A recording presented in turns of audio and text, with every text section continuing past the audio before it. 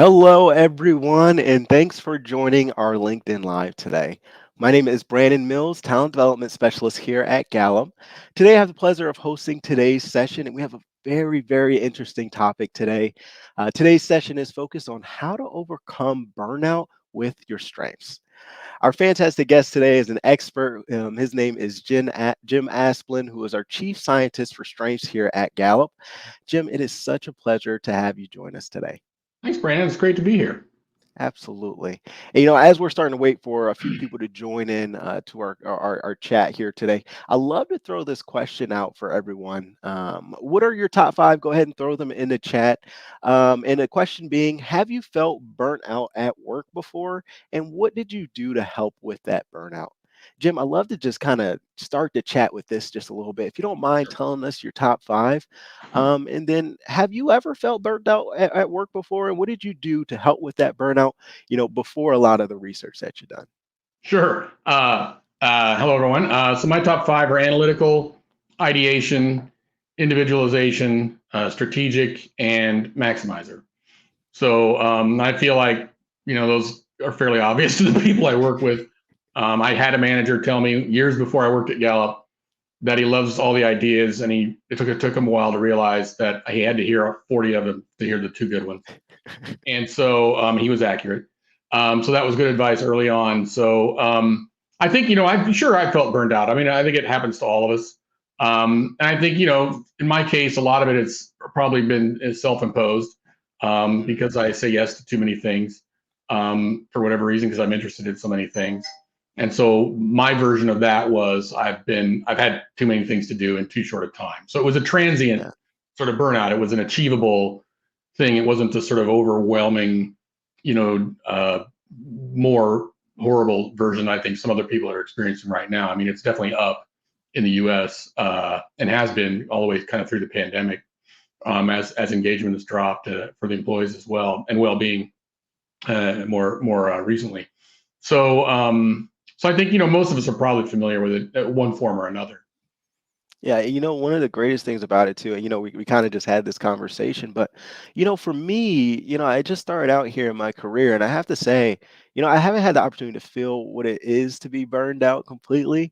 But it's one of those things that you got to stay a little bit interested in, right? Because just because I don't know too much about it doesn't mean that it's not going to be great to learn more about it, just so I know how to cope with it correctly, how to deal with it correctly, and really what that really looks like for some people who may be my age as well. So, Jim, to kind of get into the conversation here, how does Gallup define burnout? Well, so it's a sort of chronic stress, I suppose. There's a global definition of it that we hew pretty close to. We really think of it as more sort of emotional exhaustion, or could be physical exhaustion. It's kind of usually accompanied by reduced feelings of accomplishment. You're not getting anywhere. You feel like you're maybe spinning your wheels, wasting your time, or not making any progress. And so there's that sort of almost physical or emotional feeling of being burned out, and then this sort of mental cognitive piece of starting to doubt yourself and where you're going and that sort of thing as a sort of corollary to that. Absolutely. And, you know, one of the greatest things too. So when it comes to burnout too, I love how you just said, it could be different things there. What do you think is the best way for you to prevent burnout then? And why is that so important for preventing burnout? Well, I think it's helpful first to know kind of how it happens, right? So I think we've done I haven't, but other colleagues have done research on kind of how most people get there. And most people kind of cite that a few things that are in common. They're doing things that are hard for them. I mean, it sounds kind of trivial, but if you're doing things that are easy for you, it's a lot easier not to feel burned out, right? And so things that are unnatural for you come a little harder. If you also have unclear expectations about that, often because you don't know it as well, or if you feel like you don't have the time or support you need to kind of get it done, those things can all accumulate. And then that can proceed then into feelings of unfairness. If you feel like you're doing more work than other people or harder jobs than other people, and the common one is just basically people feel like they have too much to do and they can't catch up. That's that sort of drowning quote you hear from a lot of people, where they feel overwhelmed or exhausted, or they're drowning, or they can't catch up. Those are kind of what you run into. And so I think there's two pieces to this. There's how do you plan, to avoid that in the future, and there's how do you cope with it when it's already happening, because sometimes it's kind of unavoidable. You don't know what's coming. And there's most of us are going to experience it one way or another. I mean, I grew up on a farm, and sometimes animals do things they're not supposed to do. That's Yeah. kind of what makes them animals. And it's not really going to cause a burnout, but it can cause a lot of stress in a Yeah. short period of time if that happens. So one thing we did was, and if we want to get into it, is a research study with people who are in our strengths database to see how they cope with burnout, how many of them are experiencing it, but also how do they cope with it, because we wanted to be able to see if they're doing different things, but also how well are those things working for them. Absolutely. And did you see a discrepancy, Jim, in the differences in like ages or anything like that?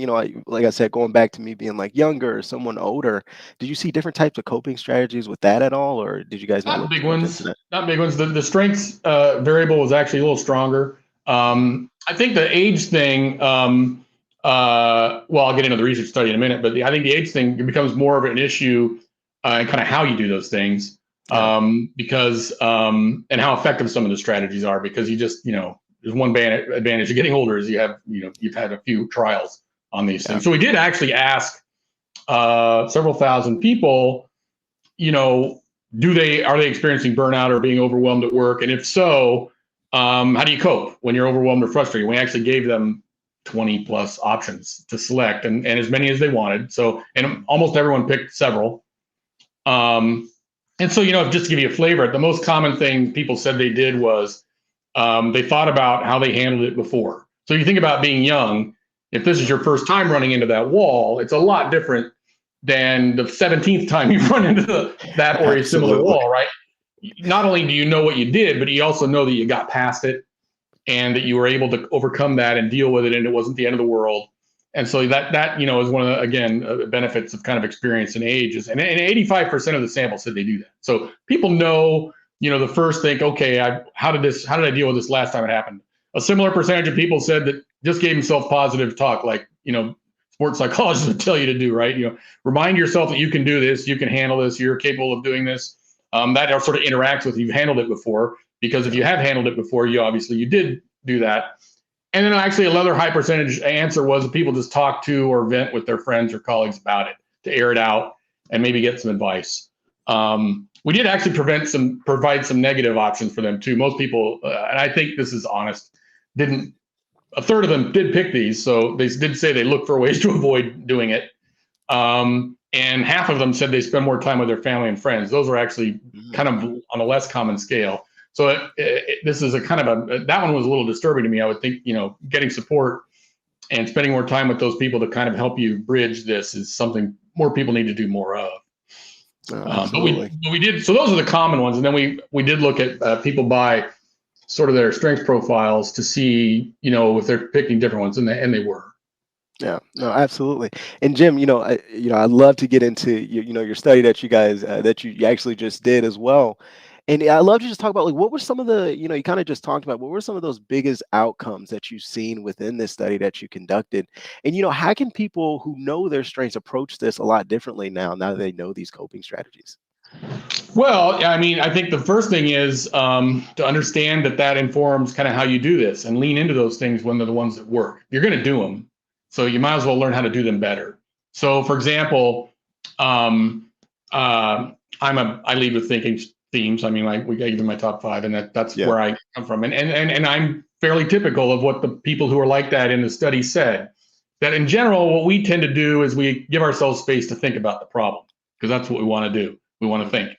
So we're actually pretty good at stopping and reevaluating. Am I doing this the right way? Could I do this a better way? Is there a better way to get here? How do I solve my problems? Timelines overlap. Some things come over the transom and surprise you to pile onto your work and get in the way of what you're doing. And so then how do you manage all those things? And then the other thing that actually people with thinking themes tended to say they do, and which also did lower their feelings of burnout, is they take a break.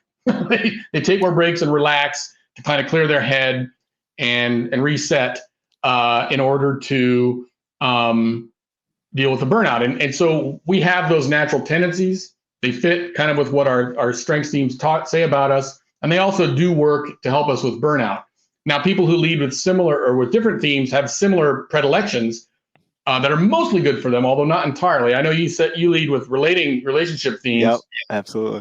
And so people with those things, when we ask them what they do, if you look at all the answers, they're more likely to kind of reframe the stress or burnout from the perspective of other people, because Yep. you're always talking to people. You got a lot of friends, you got a lot of colleagues, and the upside of that is, that makes you responsible employees, is you think about how does your work affect others. So that helps people understand how they're going to power through. One that actually is counterproductive, that a lot of people with relationship themes do, is they actually think about how would other people feel about the same situation, which Yep. actually builds them into probably puts them into a little bit of a cycle of, I can't believe I'm stuck doing this. And and you're kind of reinforcing it by thinking how other people would be similarly depressed or burned out by that thing. So just to kind of close the loop, people with influencing themes, they were kind of more likely to do something more future oriented, and or try to make an impact on others or interact with others. So they are actually the ones who are most likely to spend more time with their family and friends. So they actually Mm. were doing sort of this, I think, very proactive management of their burnout. And also, they were just thinking about how their work contributes to their future goals. So giving themselves a higher order purpose to make it worth the effort to get through it. And then with a few people looking at who lead with executing themes, their instincts were clearly to just keep doing something. Mm. And that could be anything that gives them a sense of accomplishment. So it could be getting back to work and just soldiering through, if you will. Yeah. Or that could be doing some physical activity. So if they don't feel like they can do the work right now, they go off and run or bike or whatever, to give them that sense of accomplishment, like they're doing something that can help them just reduce those feelings of burnout and get back to work. With the exception of that one sort of relationship thing I mentioned, all those Yeah. things were helpful. So everything people kind of were inclined to do did reduce their burnout or their own cited sense of burnout. But there were other things that I think, and so the lesson of our research was, if you understand yourself really well, it would be good to know some things to try that maybe don't come as naturally to you that will be Yep. effective. So, for example, when we looked at the data and the impact on reducing burnout in the sample, the people with the executing domain were very likely to go try to do something. One thing that actually would really help them, that they're probably not as inclined to do, and in fact weren't inclined to do according to themselves, were stop and take time to think through their situation. Mm. So I think, generalizing grossly here, that can feel, I think, to some of them like they're not doing anything, because they're not actually doing something right now. I'm actually stopping to think through the situation, but can actually help them reduce their feelings of burnout. I think we would see in a lot of situations help them do a better job once they understand their situation better and feel better about it. People like me who lead with thinking themes, the stuff we tend to do is pretty helpful, but other things that would actually be more helpful, according to the data, would be to reframe the situation as a challenge Yeah. and find a way to succeed. So make it more of a challenge or a game or something that engages our thinking in a different way. Or actually take that break idea where we take breaks to relax and bump it out a little bit and spend more time with our family and friends to clear our heads, to recharge, and all the good benefits for that sort of thing. The relationship building people, if you look at things that would work generally, again, better for Yeah. them. This is, again, grossly generalizing. Rather than always worrying about other people, actually, they got a big benefit from relaxation and mindfulness techniques. Anything from meditation to prayer to yoga to I lumped them all together. So, depending on who they were, to take them kind of actually into themselves and kind of figure out how to work through that stuff without always worrying about how they're affecting other people. And similarly for people in the influencing domain, they were actually helped quite a bit by actually going out and doing the physical activity, as if they were kind of people who wanted to go get a sense of accomplishment too. And so you find that these things, that maybe don't occur as naturally to you, can sometimes be that very helpful. And so I think, as a premise, you definitely want to lean into the things that you're going to do anyway and figure out how to do them better. So if I'm going to take a break and reframe my situation, I should get good at that. Yeah. But, I have a nice family. Now that I know that that actually is an option that's not dereliction of duty, maybe that's something I could think about spending more time doing, because we've found that people who lead with these thinking themes tend, and actually everyone, I'm just, these are more sort of targeted to the sort of theme profiles, but most of these things that help any of us will help all of us. It's just into varying degrees, we're less likely to try them. And I think, probably less prone to do them. We found a similar thing, by the way, when we looked at remote work early in the pandemic. We Mhm. looked at how people were dealing with it for the first time. And I think the assumption a lot of us had going into it was that the high relationship people like you were Mhm. having a harder time with it because they were working at home alone. And in fact, in the Mm. overall sample, that was the exact opposite was true. Yeah. That people who lead with relationships were actually doing pretty well. Mm. And I think, reading into the data and in talking to some people, I think it makes a little sense that you guys all have the instinct and the tools to reach out to your friends, call grandma, and talk to your coworkers and do all those things that are Yeah. going to keep you healthy in that situation. Whereas people who are high thinking or executing theme people, we can tend to be on our own a lot and be just fine with that. But that sort of the negative end of that piles up. And so we found that people actually who were sort of more introverted, if you will, or on the thinking and executing end of the spectrum, were having a harder time separating work from home when they were doing both in the same place for the first time. They were having a harder time staying in touch with coworkers and keeping on top of things and doing that sort of team stuff because they didn't have the instinct to reach out and do that when it wasn't right in front of them all the time. And so sometimes you find that our assumptions about these things, while accurate, lead to sort of different conclusions than you might think. So Oh, absolutely.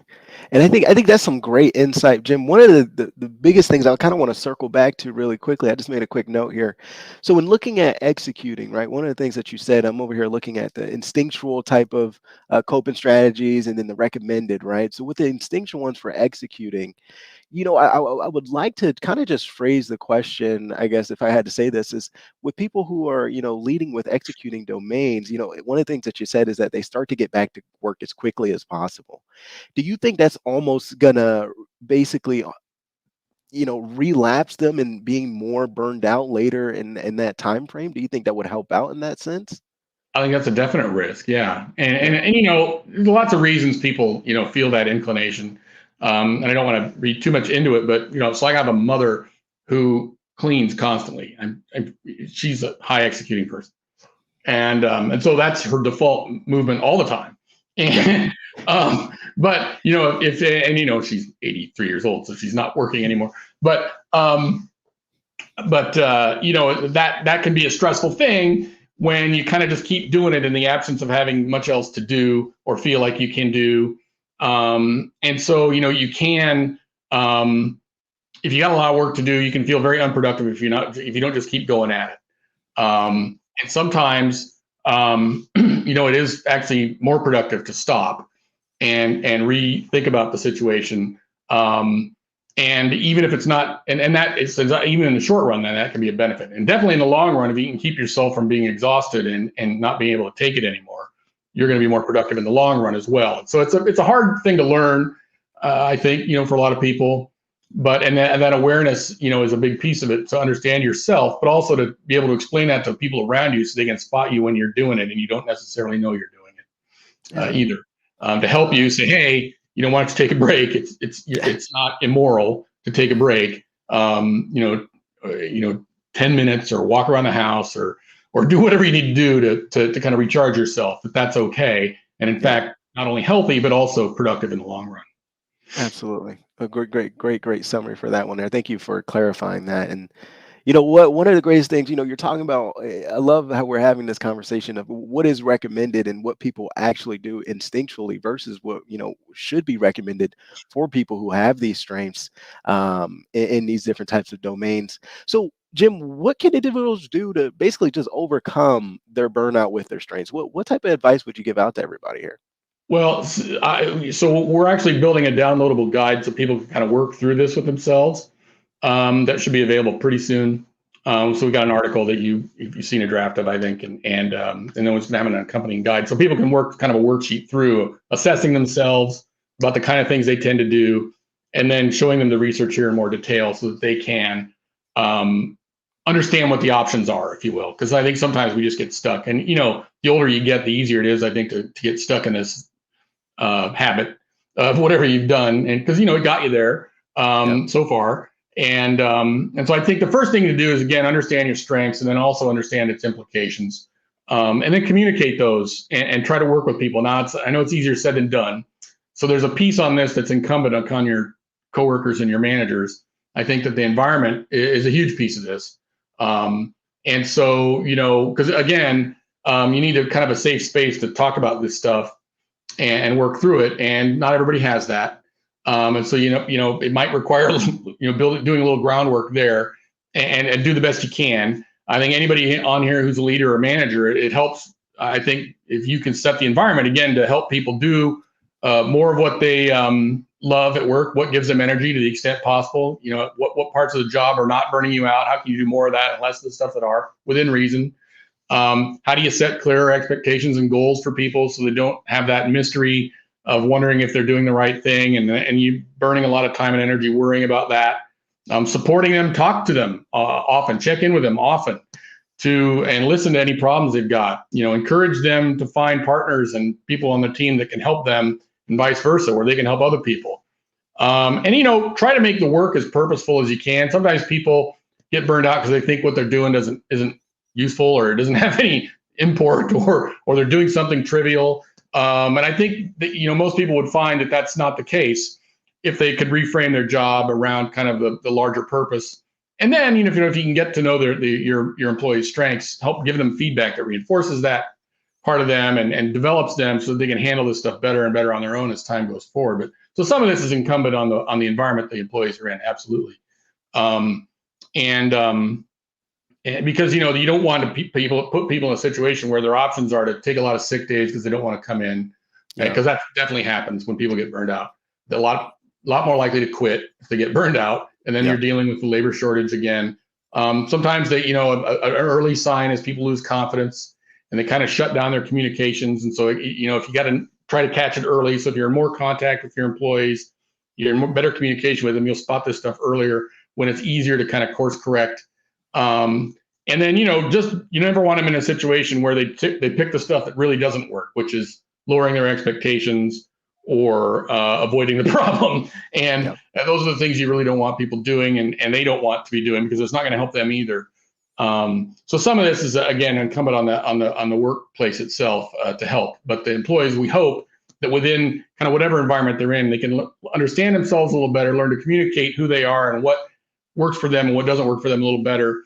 That should give them a little more room to manage this. I think anytime you can give the employee a little autonomy on how they handle this thing, that alone is worth something, because that sense of sort of control or power or agency over what you're doing is worth a lot to people for a lot of reasons. One of them is they have more control over their circumstances. It gives them a way to kind of reduce that feeling of burnout a little bit.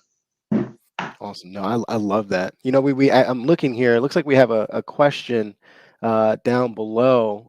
It looks like it's from Tim here. What impact does strengths approach to burnout have on different generations? We kind of talked about this a little earlier, Jim, but versus like Gen Z burnout versus, Gen X or millennials. What would you say about that? Well, I think the strengths effects are fairly similar across the thing. I think the way they manifest and how you might deal with them is different. For people who work in this kind of environment, if you're an older person learning Slack for the first time, you're probably going to have a little harder time with it than a younger person who's more sort of digitally aware and savvy and that sort of thing. But I think the biggest advantage older employees like me have, again, is just experience dealing with this stuff. I think younger employees, particularly the youngest employees, we were having a little chat before this. We think our generation's probably sold them a little bit of a fantasy story about what their work life was going to be like when they got out of college, and how much easier we thought it might be. And I think dealing with the pandemic and going to school. If you look at the sort of even a little younger than that now, mental health crisis going on in universities right now, the higher burnout we see in younger employees, it's more common, and they have less experience dealing with it, and they're going to be less self-aware. on average, just because they haven't been through as many things. On the upside is, I think, you know, 700,000 or more students go through strengths in universities in the U.S. and Canada already every year. So you've got a cohort of people coming in who actually do know something about themselves. Schools are doing a lot better job, I think, every year at managing, you know, kids getting stressed and burned out by that, as well as understanding themselves better. So I think for those of you who haven't tried, you might find that younger employees are actually pick this up pretty fast. Mm. The flip side of that experiencing is they haven't developed as many bad habits as a lot of us do, right? And so I think if you give them the space to work on this stuff and teach them kind of how to do it, they'll probably pick it up pretty quickly. So, but I think, you know, they are having a harder time right now. All the data show that. They have a lot less to fall back on. They have, they don't have the social support typically because they're a lot more likely to be living on their own, and all the other stuff I already mentioned. So I think that's the biggest difference. I think you find that a high executing kid and a high executing person my age might have some similar-ish predilections and responses to this thing and things that get us into trouble. But we might have slightly different ways of getting out of it based on kind of how we deal with other things. Absolutely. Awesome. Well, Jim, thank you so much for your time today. If you guys are interested in learning a little bit more about what me and Jim was talking about today, it looks like we threw into the chat here his paper a little bit on how you can overcome burnout by using your strengths. And such a great read, by the way. Definitely recommend you guys all to going in and taking a look. For all of our listeners, if you guys are interested in more of this content, check out our Clifton Strengths podcast on any of the available app sites. Feel free to check out our YouTube channel as well. And if you aren't following the Clifton Strengths LinkedIn page, feel free to do so. Once again, Jim, thank you so much for your time today. And for all our Yeah, listeners, thanks, I'll man. see you again, of course. Yeah, see you. See you guys.